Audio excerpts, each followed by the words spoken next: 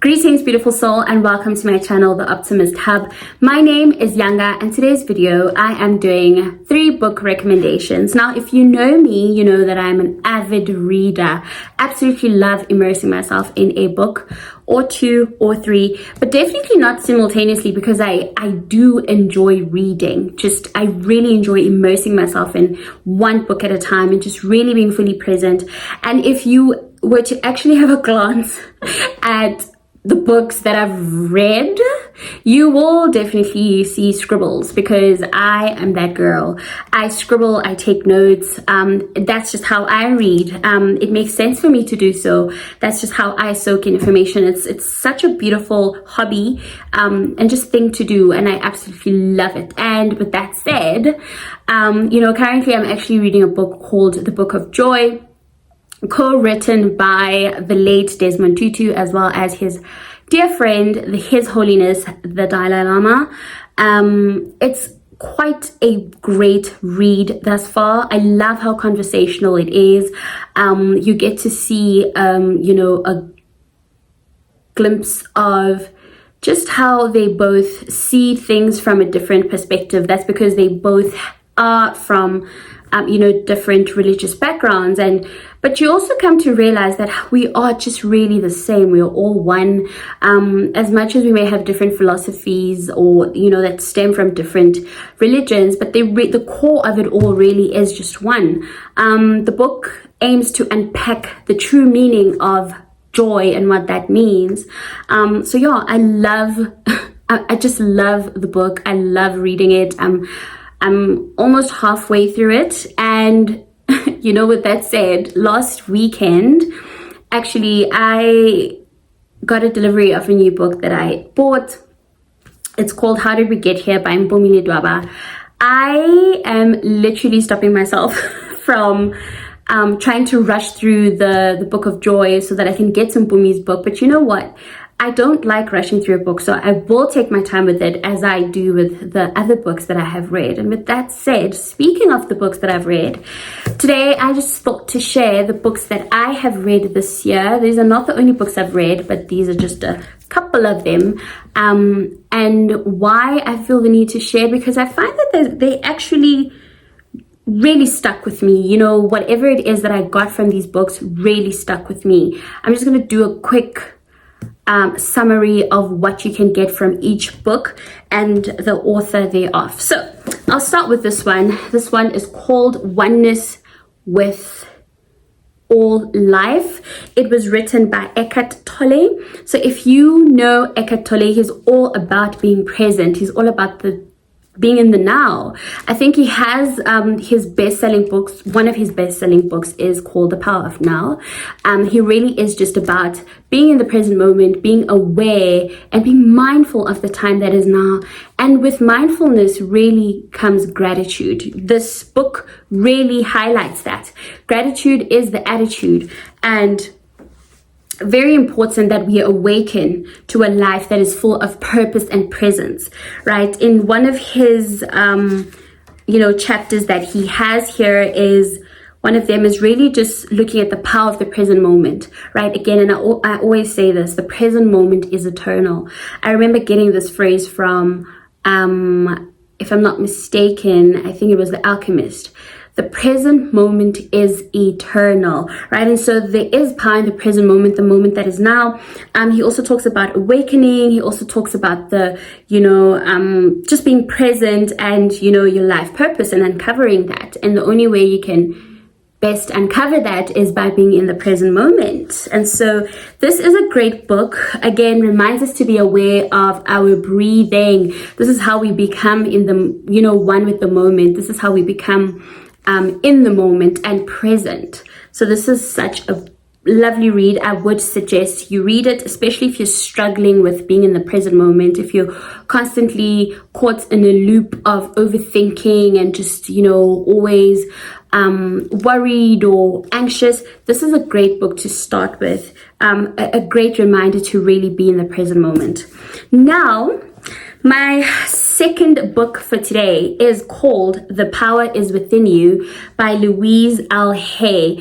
Now, this book, let me tell you, this book 10 out of 10. And so is this one as well. Like, literally the best, right? This book, 10 out of 10, I love how I've read so many books that do really, shine light on the power that we have, the power of the mind, the power of our tongues, right? But this book specifically, first of all, let me tell you the story of how I got this book. So I went on a picnic with my friends, right? And there was a local bookstore at one of the botanical gardens that we went to, and I literally we were just browsing, and this book caught my eye and I wanted to buy it, right? But all I had was a card. I did not have cash with me. And so this guy says, if you really want the book, just promise me you'll read it, because I can just give it to you for free. And I was like, sir, I promise. And that's how I got this book. And I believe it chose me as well. And I literally, I think it really did something to me. There was a shift within that occurred when I started reading this book. And I'm going to touch on the chapters that really impacted me. So there was one where it says loving the child within. I remember this chapter very well because she spoke about how the child within still needs us to show up for them, and that we ought to be doing things for the inner child, and that we ought to love the inner child, and perhaps even forgive ourselves now for letting down the inner child within us, the inner child that had so many dreams, goals, visions, ideas that we perhaps now not necessarily be living up to because we are scared or whatever it is. But she was like, love the inner child, embrace the inner child. You are raising the inner child within you as you grow, the more we advance into adulthood, the more we are raising the inner child. And that for me stuck with me, right? I remember there was another chapter where she basically talks about, I think this one is expressing your creativity. Again, our words create, our mind creates, right? And so she was saying that literally what we think and what we say is basically like us ordering whatever it is. Let's imagine the universe is a kitchen, right? And whatever it is that we utter and we say, we are ordering from the universe, and guess what? We're going to get exactly what we're ordering. So we need to be mindful of what it is that we want and that we say and that we ask of, right? So that was one of the chapters that really spoke to me. I mean, she also talks about change and transition. Again, nothing will ever become unless you take charge, unless you make the move. Manifestation is nothing without action. That's literally what Louise L. Hay. So this book, I'm telling you, I promise, 10 out of 10. Please do check it out. If you can't find a hard copy in, one of your closest bookstores, then please do look for it online or try and find an audiobook. This book is absolutely amazeballs. And then I will proceed to my recent, if not last, read before the Book of Joy, which is Jay Shetty's Think Like a Monk book. Now this book, there's a lot of nuggets that I got.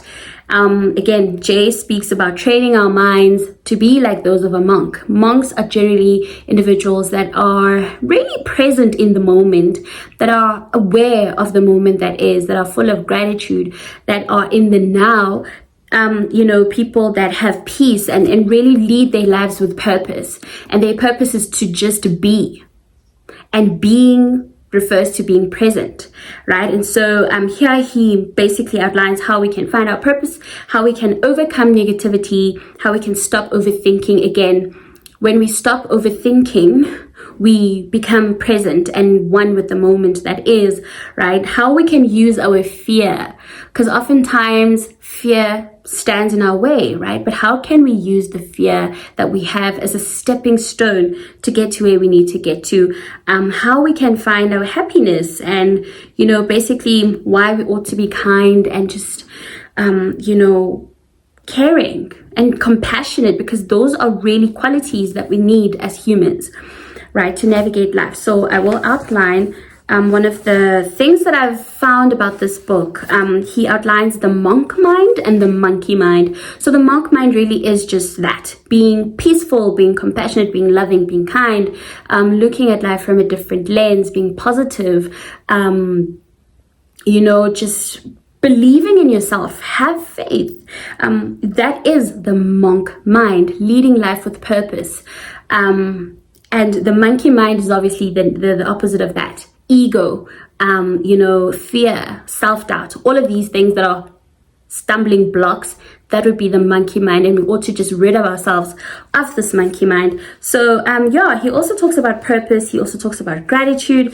He also talks about the mind being very powerful. The mind controls each and every part and function of our body, in our bodies as well. So we ought to be mindful of the thoughts that we cultivate, that we nurture in our minds, because what we think becomes, right? And he also talks about being intentional, moving with intention. Again, intention sets the tone. I think I did have a video on living with intention. Essentially, that's what it is. We ought to live life with intention. Absolutely love reading books. If you are looking to embark on a self-development journey, which never ends, it never ends. Once you begin, it never ends.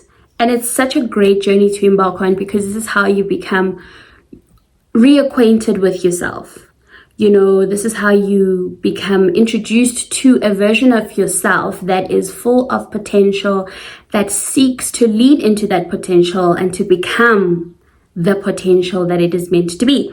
And so I would suggest, if you are seeking to embark on a personal development journey, start out by reading self-help books, personal development books. You can also listen to personal development podcasts.